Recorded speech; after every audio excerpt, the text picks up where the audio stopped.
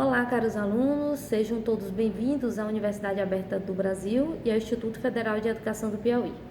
Vamos dar continuidade aos nossos estudos sobre bioética e agora falando sobre o uso de animais em experimentos científicos, né? Esse tema ele é bastante atual e ele vem sendo abordado de uma forma bastante persistente pela questão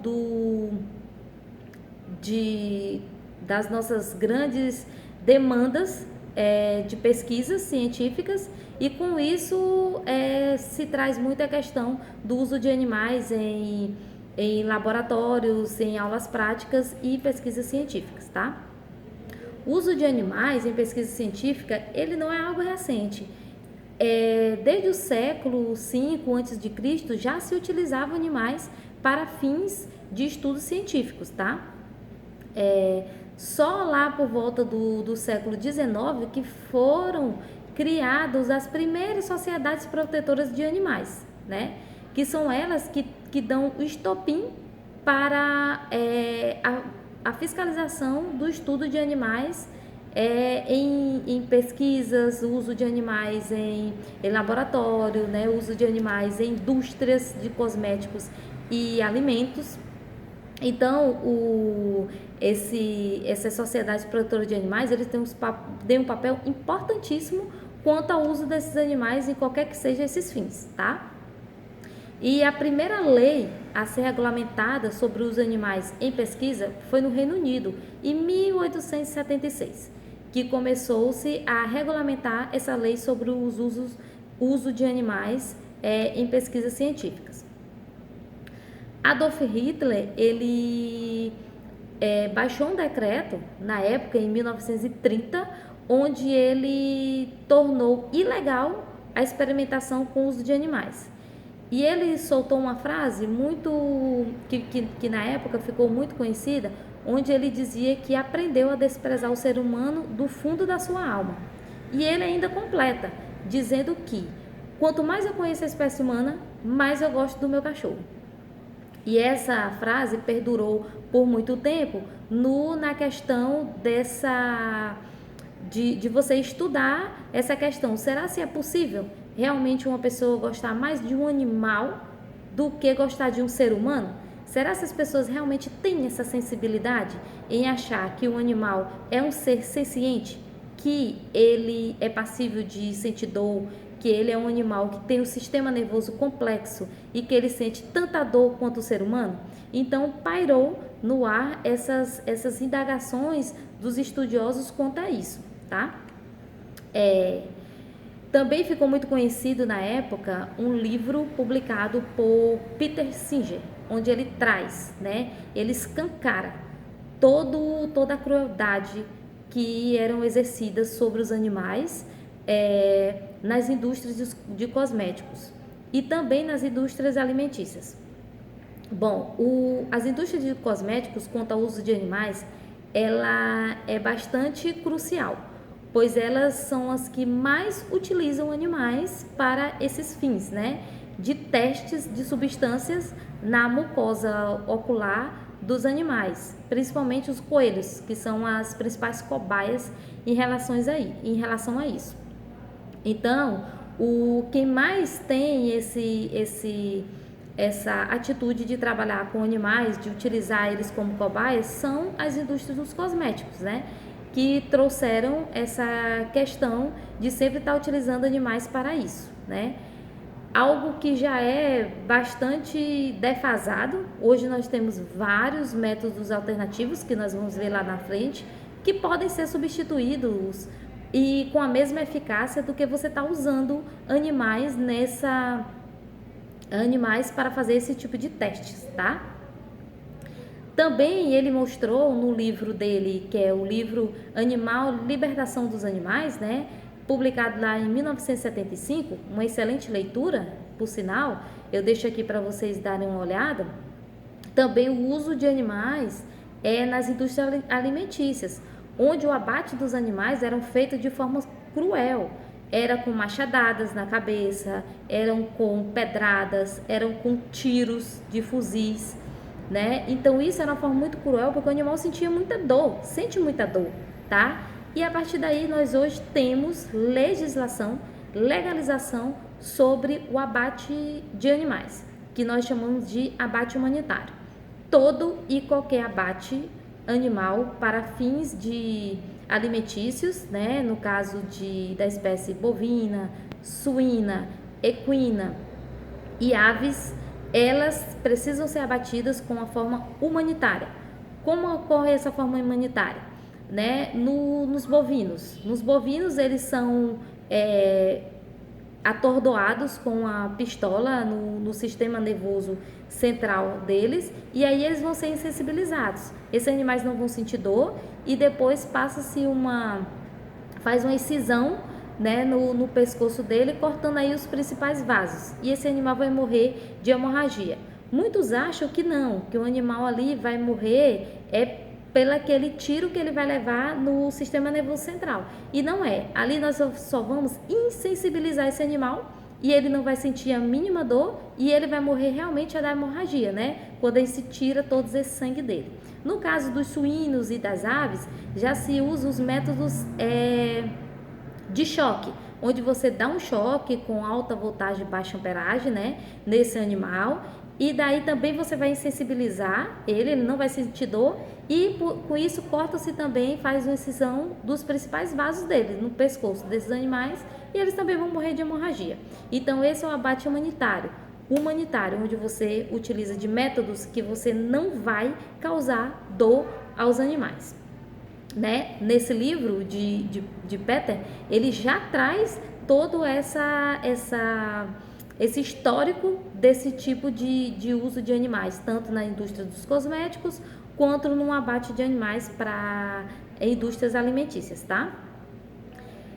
Dentre dessas denúncias por Peter nesse livro, ele enfatizou bem essa questão da indústria dos cosméticos, né? Que realmente ela é a vilã em utilizar animais para isso. Hoje em dia a gente tem um selo, né, bastante utilizado por algumas indústrias dos cosméticos, que é o livre de crueldade. É um selo de um coelhinho, vocês podem colocar lá na internet, e tá aqui nos slides que vão ser disponibilizados para vocês.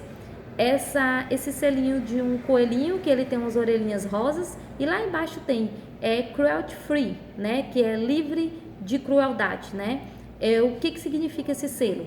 Esse selo descreve uma atividade que não requer morte ou dano qualquer humano ao animal, né? Então eles usam métodos alternativos, né? Eles não utilizam animais, nenhum tipo de cobaia para poder fazer seus testes de substâncias de sensibilidade, né? Eles não utilizam animais, eles utilizam outros métodos alternativos que nós vamos ver aqui na frente. Então é bastante interessante você, quando você for comprar um cosmético, e ver se tem esse selo, que esse selo ele garante que não foi utilizado nenhum tipo de animal para fazer os testes de alergia ou qualquer outro tipo de substância com relação a essa parte de cosméticos, tá? É bastante interessante, a maioria das indústrias de cosméticos de grande porte já tem essa sensibilização da não utilização de animais para esses fins.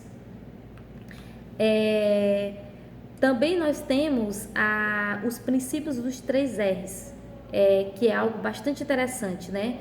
Que vocês precisam estar atentos. Quais são o princípio dos 3 R's? É que ele fala nos 3 R's, que é a questão da substituição, do refinamento e da redução do uso de animais com fins científicos ou com fins científicos, né? A substituição, ele fala porque você tem que utilizar metodologias ou alternativas que substituam os animais, para que você não use animais em relação a isso. Nós temos bastante tecnologia. Será que realmente ainda é necessário você utilizar os animais para pesquisas científicas, para indústria de cosméticos, testes de indústria de cosméticos. Então ele fala no primeiro R é a questão da substituição. A outra é a questão da redução. Nós sabemos também que existe certo tipo de pesquisas que há necessidade de você trabalhar com animais, que infelizmente não tem como você substituir, né? Mas que você reduza o número de animais em pesquisa científica. Como? Utilizando o número necessário, a quantidade necessária de animais para que você chegue ao seu determinado trabalho, tá? Você reduz o número de pesquisa utilizando o modelo de animais e também utiliza outras técnicas, né? Como uma forma de reduzir o número de animais para esse tipo de pesquisa. Outra parte é o refinamento. O que significa o refinamento? Ele é bastante interessante. É você utilizar de técnicas como asepsia, analgesia, né, que é o uso de anestésico, cuidados de pré, trans e pós-operatórios com animais, quando realmente for utilizar animais, você usar isso, e isso tudo lhe traz uma redução no sofrimento dos animais.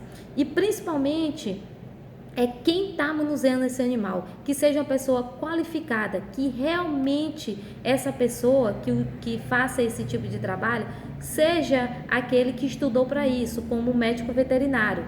E se for uma pesquisa onde seja feito por médicos, biólogos, farmacêuticos, que sempre nessa equipe tenha um médico veterinário para conduzir a parte da eutanásia, a parte do abate humanitário, tá? Porque realmente o médico veterinário, ele é a pessoa habilitada para fazer esse tipo de analgesia,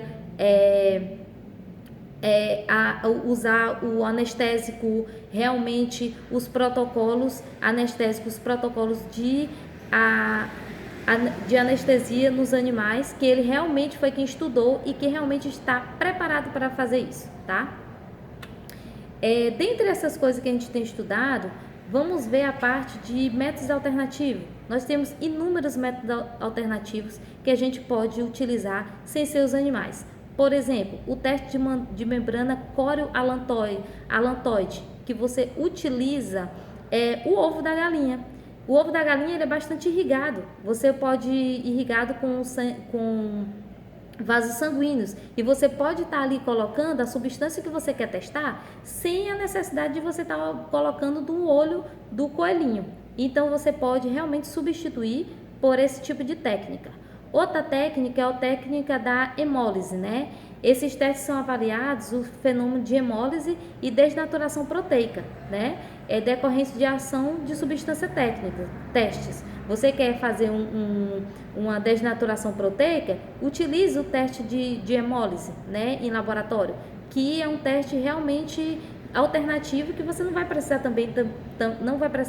também do uso de animais, tá?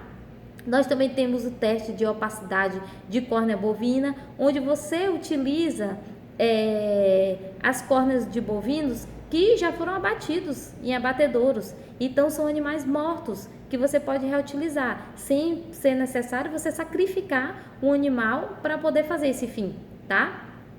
E assim também como o teste de viabilidade celular, onde você usa substâncias adicionadas ao meio de cultura de células específicas, por exemplo, o MDCK, o 3-TCL1, o CIRC, né? São exemplos de culturas de células específicas que são testados alguns parâmetros de sua viabilidade, né? Por exemplo, danos em suas membranas ou suas junções, né? Você pode estar trabalhando com esse tipo de alternativa. Então aí a gente listou basicamente 5 testes alternativos que são de acurácia comprovada pela ciência e que você pode estar substituindo pelos animais.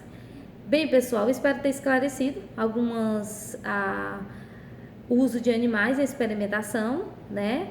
E que vocês fiquem atentos aos novos vídeos na plataforma e bons estudos. Não deixe de ler os textos complementares que estão na plataforma e sempre tenha um tempinho para estar acessando a plataforma online, tá?